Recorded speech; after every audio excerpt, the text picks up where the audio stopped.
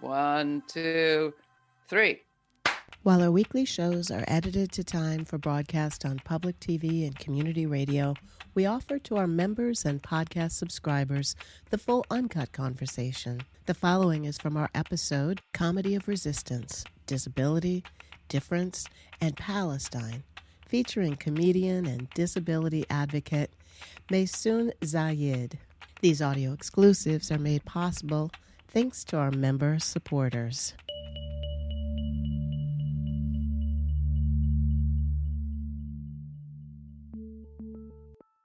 If you're like me, you have spent a good amount of the last year doom-scrolling images from hell. Israel's US-backed war on Gaza, the West Bank, now Lebanon, and all places, it seems, where there might be Palestinians, has filled our social media with the worst images imaginable.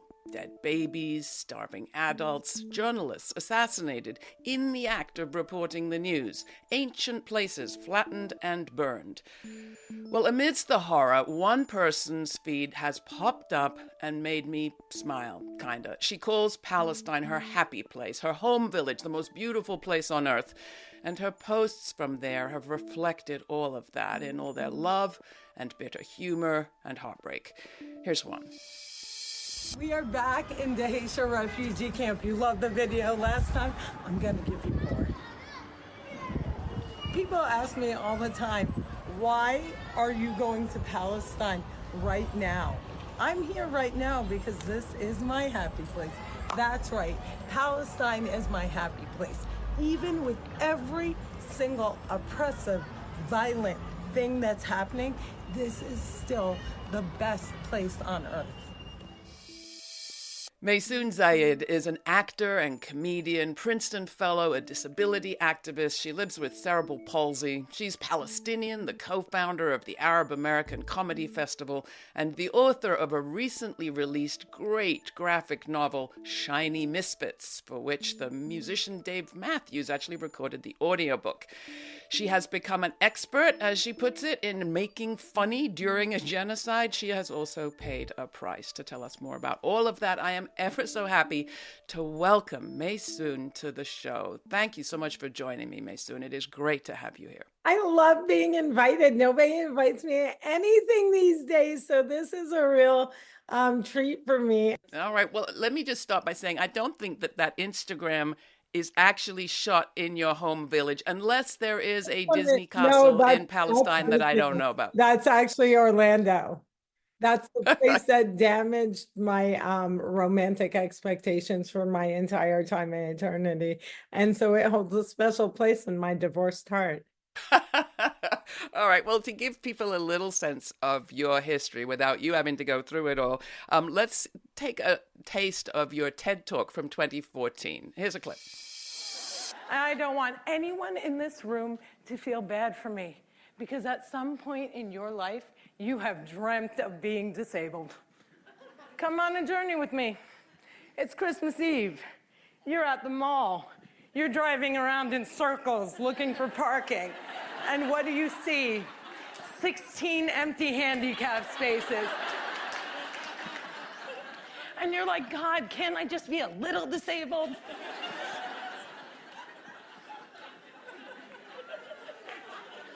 Also, I gotta tell you, I got 99 problems and palsy is just one. If there was an oppression Olympics, I would win the gold medal. I'm Palestinian, Muslim, I'm female, I'm disabled, and I live in New Jersey. So as you say there, Maysoon, you grew up in New Jersey. How did you grow your love for Palestine as you did? So I was born and raised in New Jersey, but I spent every single summer in Palestine. So I do a joke on stage where I say my friends would go to Jersey Shore and I would go live in a war. And so every single summer we went and lived back home with my grandmothers, with my aunts, with my cousins. We farmed land, we washed our own clothes, we didn't have internet, we didn't have TV. And that's where that love came from, because I got to live two completely separate existences. And as a disabled kid, I just liked Palestine a lot more than Jersey. Why? Why? How come? Well, first of all, I wasn't the only disabled kid. Like, it was very isolating in New Jersey because my parents fought to have me mainstreamed before the Americans with Disabilities Act was ever even passed. And so I was the only visibly disabled kid in my school growing up. But in Palestine, there were other disabled kids, and disability wasn't shunned, it wasn't mocked, it wasn't bullied. I grew up in a society that very much believed that, like, disability was a natural part of life and that all things from God was good. And, kind of a centerpiece of how I raised was that I wasn't a mistake, that this was all by design. Your parents sound like pretty incredible people, and you have followed in that tradition, sending that message to people who might feel that they are outliers with your new book, Shiny Misfits, which I should say was recently announced as a Read Across America book or listened to. So the Read Across America is a huge, like, amazing thing because it's the National Educators of America, and they choose 12 books a year from each, like, category. And I'm in the middle grade category. So my book for Scholastic, it's technically for like fifth graders to eighth graders, but I wrote it for all ages. And the reason I think it's so important that it was chosen for Read Across America is because Shiny Misfits is not your conventional middle grade book. First of all, it's a comic book. And secondly, your center character is a Muslim disabled kid. And I really think that they kind of took a risk by having a non-conventional disabled kid, because we don't want to get ahead of ourselves. But when I read negative reviews of Shiny Misfits, it's because people are not expecting to see a fully vibrant disabled character or a fully vibrant disabled child. And so I'm really excited that they took a risk on this book. And it's also a great, like, bludgeon for me, for when people are like, she's too edgy. She's too, we're afraid of putting her anywhere. I'm like, Read Across America picked me. Like, nobody's more conservative than them. You don't have to worry about it. And how'd you get Dave Matthews to do the audiobook? Dave Matthews is my friend. So I was a huge Dave Matthews Band fan. And then I had the privilege of doing a movie with Dave Matthews. And they always say, don't meet your heroes because you'll be disappointed. I was thrilled to pieces. He is even cooler than he seems on stage. He's even funnier. He's even realer. And he's extraordinarily intelligent, empathetic, and a real cheerleader. I've just been so blessed and lucky to have him as a friend. So when I was writing Shiny Misfits, I'm an old school comic book fan. So my first approach was, I want comic book fans to love this. I don't want them to be insulted with the fact that I'm calling a graphic novel a comic book. But the second thing I did was I wrote the cat rhyming, because I knew that I wanted Dave Matthews to voice it. And I was like, okay, I need this cat to be like really musical and really magical, just like Davis. And again, at a time where everyone was like icing me out and not picking up my phone calls, because we recorded the audio for Shiny Misfits at the height of the first year of the genocide. I was blessed and lucky to have Dave not only be in, but also to create this incredible cat who is whatever you want the cat to be. It's maybe your inner voice, it's maybe your imaginary friend, but either way, it's voiced by a rock star and not the voice that people normally think a cat is going to be voiced, because it's his speaking voice. He didn't even alter it. So everyone go on Audible, get Shiny Misfits. It is an incredible listen. And I voiced Bayan. It's a great book, and it's being described as about fame, friendship, not fitting in. It's friendly for neurodivergent audiences, I think because of the colors and tones that you chose. A lot goes into that, The right? main character is neurodivergent. So, like, you can have more than one disability. It was really important for me for Bayan to have more than one disability. So, in addition to cerebral palsy, which is her physical disability, she's neurodivergent and she clearly has anxiety. In my opinion, she clearly has anxiety. That And does require certain things. You have to think about certain things to make the book good for neurodivergent audiences, right? we have to think of certain things for all different disabilities, and sometimes disabilities clash. So, like, first and foremost, it was pushing to have the audiobook released the day of, because in print, there's usually a delay between when the print version comes out and the audio version comes out. But we needed it to be accessible for blind and low vision kids, and separate is never equal. It had to be the same day.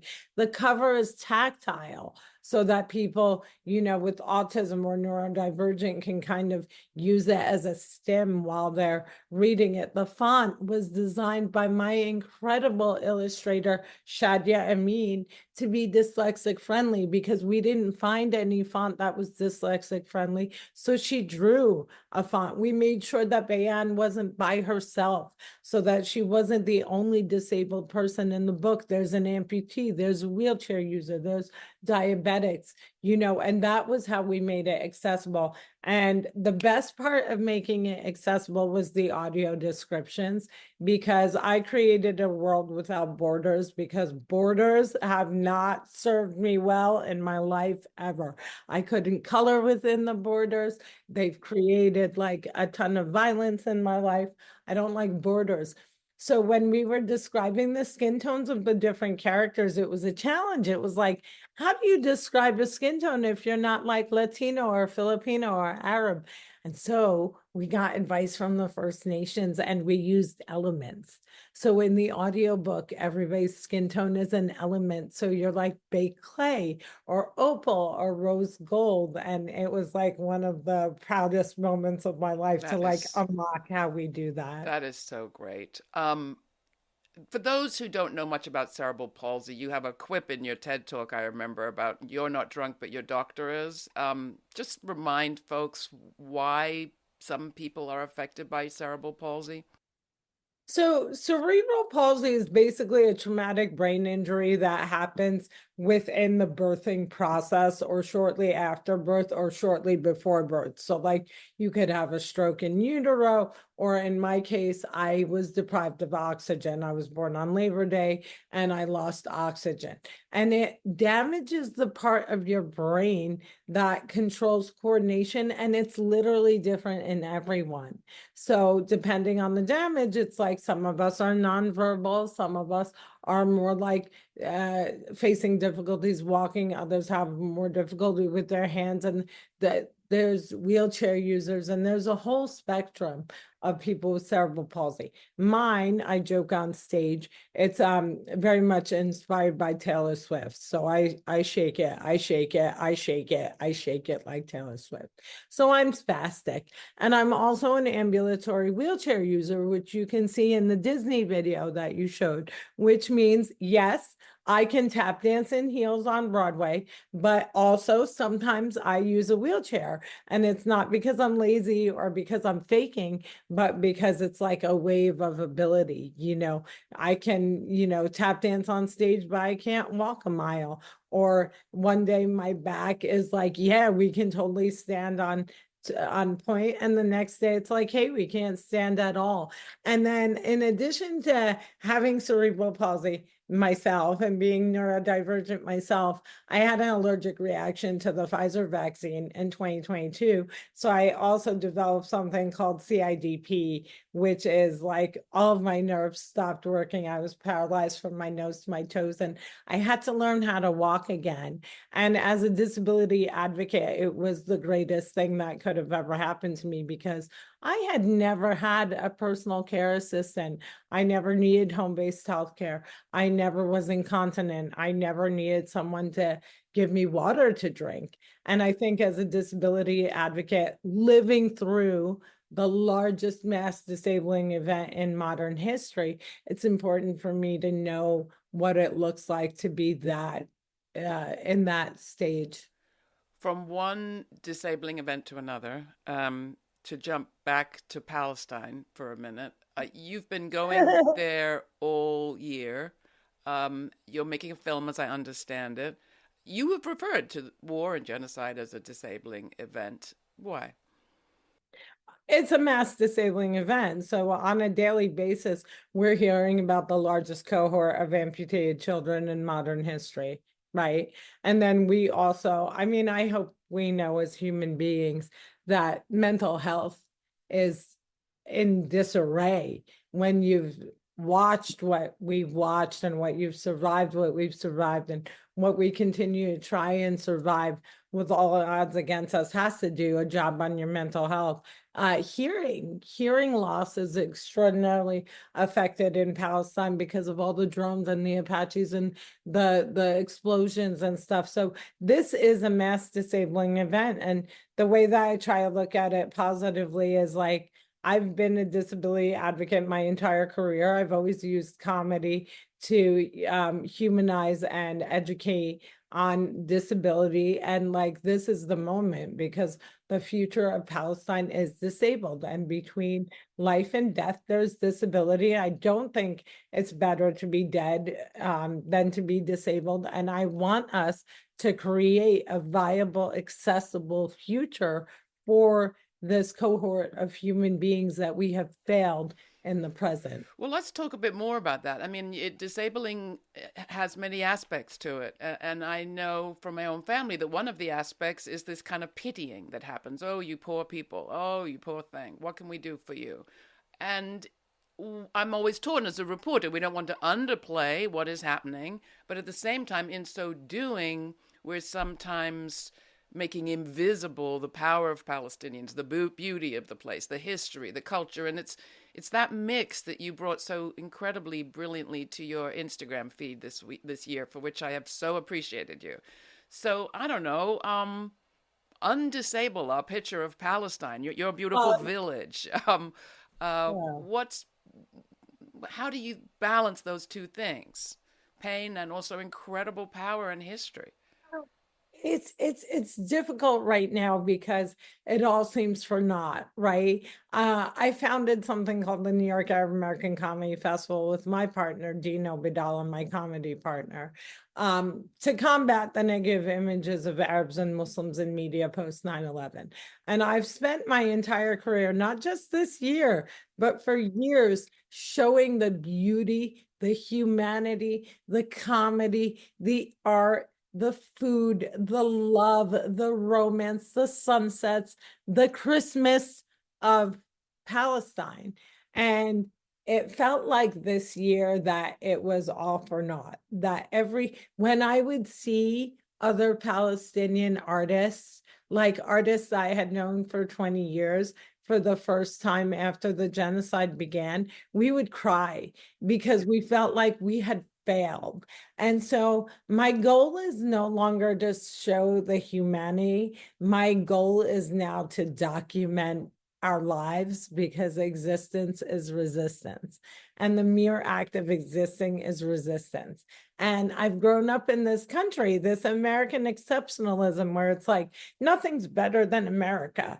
But like, I go back home and it's a full-blown war and the food tastes better. The people are nicer. The chick who blow dries my hair does it in 8 minutes flat instead of taking an hour because nobody knows how to do fine, thick hair in the United States of America. People know how to do my makeup. They don't make me look like I'm a geisha or like I'm wearing blackface, both of which is offensive. And I feel safer in Palestine than I do in Newark, New Jersey. And when I say that, people say, oh, you're downplaying the genocide. No, because I'm not in Gaza. Because even though I'm Palestinian, I'm not allowed to even visit Gaza. I'm not allowed in Gaza. I was supposed to do a comedy show in Gaza in 2002. It got canceled. I was never allowed in after that. day, like the borders literally closed. But why do I have so much fun? Because there is a humanity. People do take care of each other. I do a joke on stage about how in COVID, Americans almost killed each other for toilet paper. In Gaza, they're building kilns out of like mud. They're sewing jeans using bikes to like run sewing machines. They're like still being entertained by clowns. Clowns are terrifying. And somehow clowns are even fun in Palestine. We are a fun people. We are an alive people. We love life.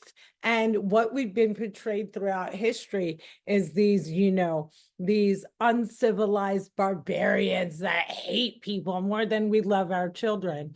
And I often think of the human shield thing. And I was married for 10 years. I'm divorced now. But when you sleep in a refugee camp, which is where I live when I live in Palestine, this refugee camp, they're always talking about us using human shields, Palestinians using human shields.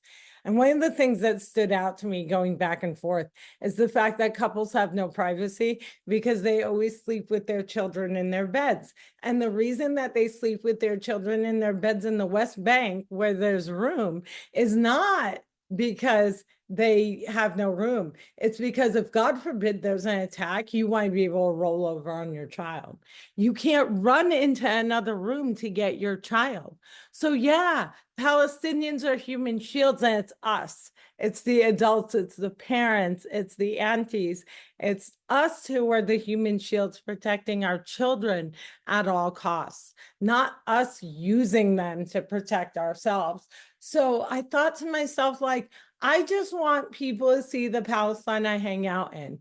And there was there's this old famous poster that says "Visit Palestine." And it wasn't even for Palestinians. It was like kind of a negative campaign. But I always saw the Visit Palestine poster and thought, I want people to visit Palestine.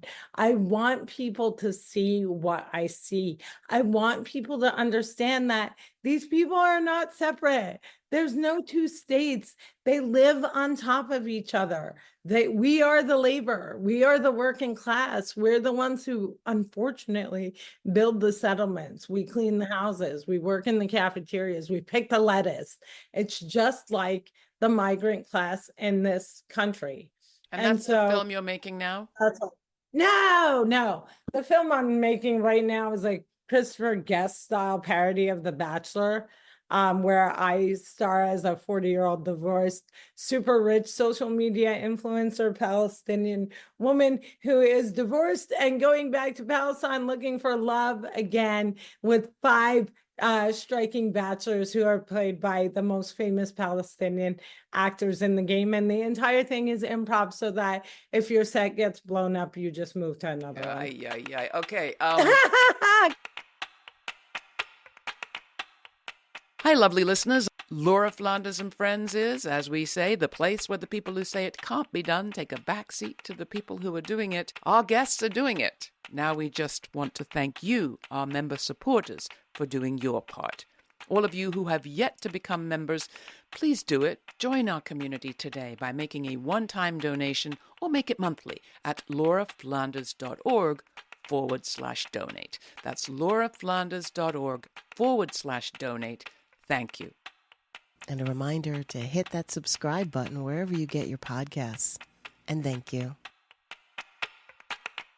While I have loved your feed, others have had different reactions. And I'm not alone. Lots of people have loved your feed with all of its humor and heart. But others have not, including the folks at the social media platforms that have hosted some of this content. What's happened? Everything I post gets reported, and I've been completely stripped of my ability to monetize. And I'm not even that controversial because I always joke that, like, I answer to a higher authority. I go back and forth to Palestine all the time, so I'm answering to a higher authority. So my content is really sanitized and like as nonviolent as you could possibly get. And I'm always like promoting equality. And I will admit, there is something that I do post that's disturbing, and it is my cat Beyonce. She does lack ears, but this is something that I want people to accept, that But it's differences, even in a misfit cat, are important. But it's interesting because I get reported, and it's because I know that people want to silence me, but that was not as disturbing as the amount of hate and bullying and violence I got throughout the election from people who were my former colleagues and friends, people who I shared stages and panels with. I was a delegate for Barack Obama in 2008. I was a Muslim surrogate for Hillary Clinton. I was a surrogate for Biden on disability and on women's stuff and Muslim American stuff, which I now count as my most shameful activity or moment in my life. Being associated with Joe Biden is something I will never live down, and I can't even confront myself. But the way we were bullied online during this election was terrifying, because a lot of people who I thought were my friends, my colleagues, and my peers were fantasizing about me being dragged through the streets if Trump won, because I wouldn't fall in line and endorse candidates that endorse genocide. And it was really shocking, because I always knew half the country wanted me dead. But when I knew it was 99%, I thought, hey, I need to write a sequel to Shiny Misfits, because we're just not treating different people right in this country. And I need people to laugh and learn and be merry and listen to Cat's Voice by Dave Matthews, and stop leaning into this Well, I hope you do write supremacy a sequel for that sure. And I hope over. that you let people know about your shows that you've taken to the stage. Those two have faced some challenges. You'll be coming to Joe's Pub in 2025. But that show, Disco, was going to be held somewhere else. Yeah, no, no, no. So Disco's a brand new show that was supposed to be a television show, and it was killed, and it was not greenlit. First it was killed, then it was not greenlit, and now I'm taking it live to the stage. I'm going to tell you all about Disco. But as a stand-up comedian, I have sold out comedy clubs in New York City for 20 years, and those clubs canceled me. They canceled 5 shows for me. I had corporate gigs canceled. I had academic invitations rescinded. I no longer have anyone paying for my health insurance, which is bankrupting me. I had over $181,000 of work canceled. So, like, not only are we being denied opportunities to perform, we're also having our livelihood decimated. And then the last place that we can make money online is also being destroyed. But now I'm looking into possibly putting my cat Beyonce on OnlyFans. We'll see. But Disco is my dream. So my dream in life was to be a host on The View, but they never gave me a seat ever. And it became very clear to me recently that they were never going to give me a seat, that the bigotry and discrimination on that show was just unfathomable. I was never going to be put on. And so Disco is The View after a really bad accent. It's a panel show hosted by a diverse cadre of disabled women, different, different types of disability. Some of us were born this way. Some of us were blessed to join the disco. And the reason I call the show Disco is it stands for Disability Community Disco, because we're the And party. will there be tap And dancing? our first show, there's always tap dancing. I tap dance wherever I go. The metal on my shoes keeps me from falling over. It's It's my magnetized. life.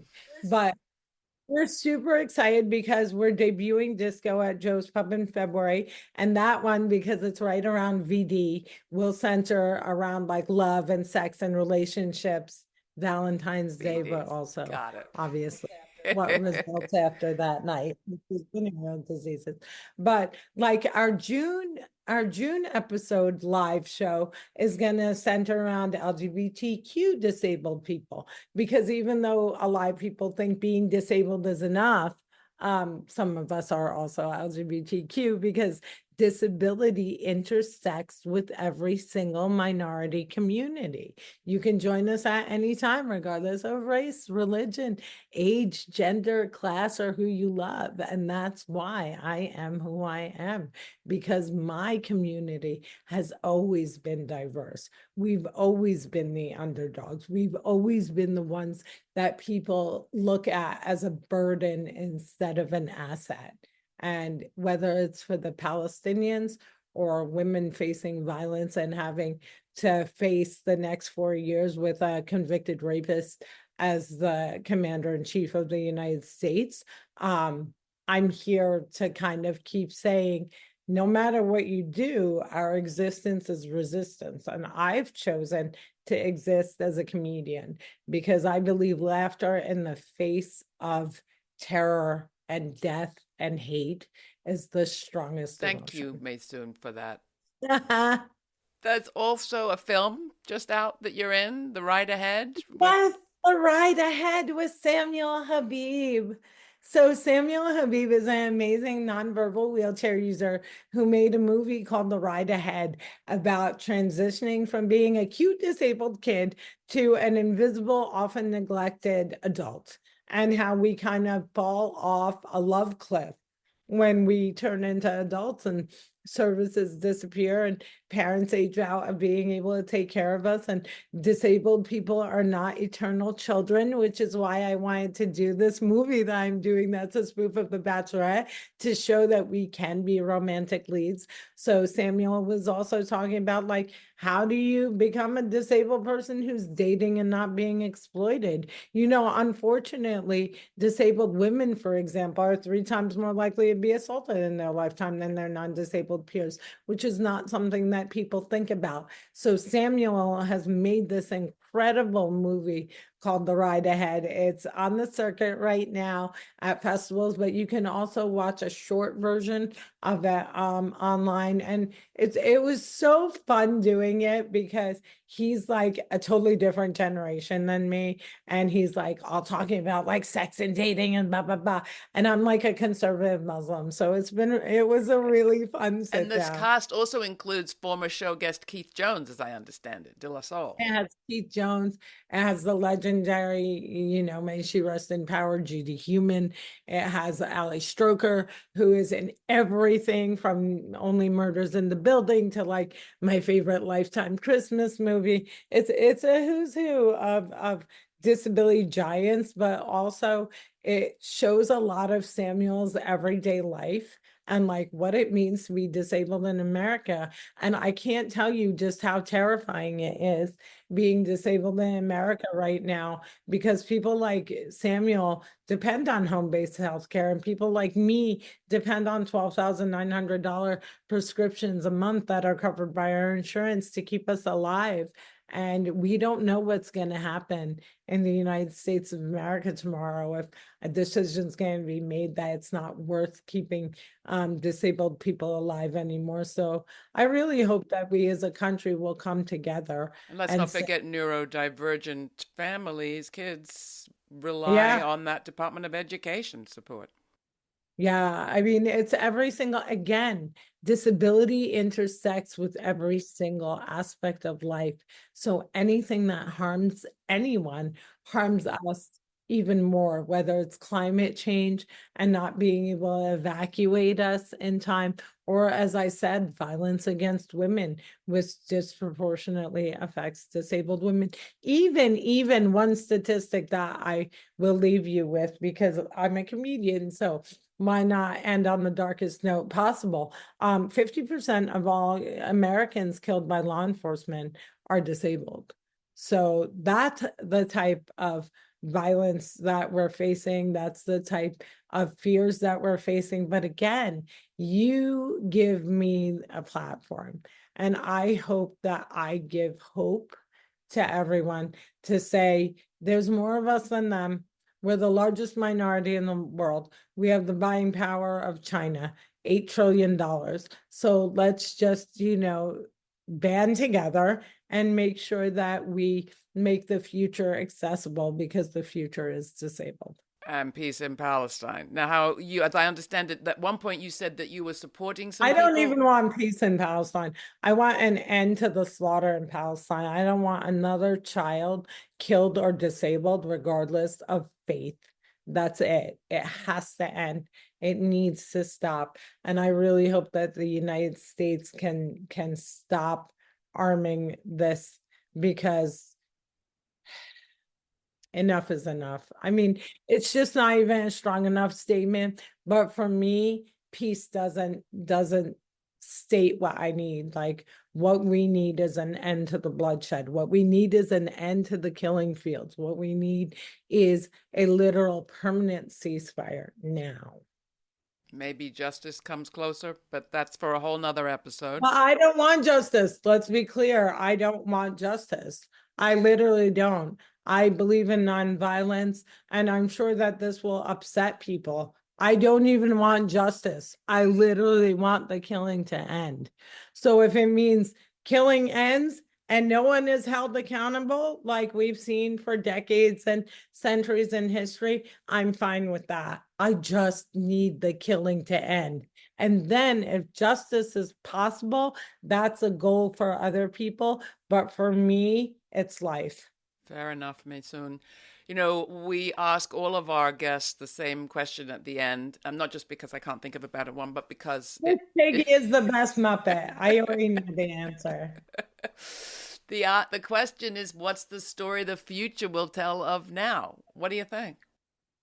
We failed. Short We story. failed. It's one sentence. We failed. We failed. All right, then, because I, like you, can't bear to leave our audience on a totally down note, can you tell us about being with Muhammad Ali? Yes. So I was a really young stand-up comic who didn't realize how young I was. I was only like 3 years into my career, and I had the opportunity to perform for Muhammad Ali. And it was very special because my father was a devout Muslim who never had seen me perform live, because he was never going to go into any place that served alcohol. And he was able to attend this gala event in Washington, D.C.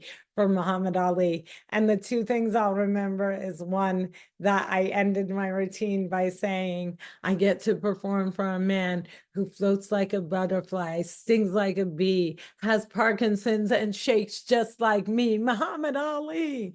And then I remember him telling my dad I was funny. And that was like such a moment, because he had been such an icon to young Muslim men in America when my dad had first come to America in 1959 as a 20-something-year-old with big dreams, watching this man. And now, all these decades later, Muhammad Ali refused to participate in the killing fields in Vietnam. He felt it was unjust, and he spoke so loudly against it. And other than Dave Matthews, how many artists have vocally, full-throatedly come out and said, no, I will not sign on to saying it's okay to kill certain people because they were born on the wrong land, the wrong faith? Maysoon Zayid, thank you so much for everything that you do and for being with me on Instagram this year and for your upcoming shows, which I'll be sure to make. It's been wonderful having you with me on Laura And Flanders everyone needs to read Shiny Misfits, because we're all misfits. We really are. This is not a both sides type of thing. Every single one of us is a misfit. Even the most popular person has a part of them that doesn't fit in. So I hope you can find joy from Shiny Misfits. I hope you can find hope from what I put online for Palestine. And I hope that you can find courage to speak up. Your voice is your weapon against injustice. I beg you all use it. Maysoon, thank you so much. Thank you.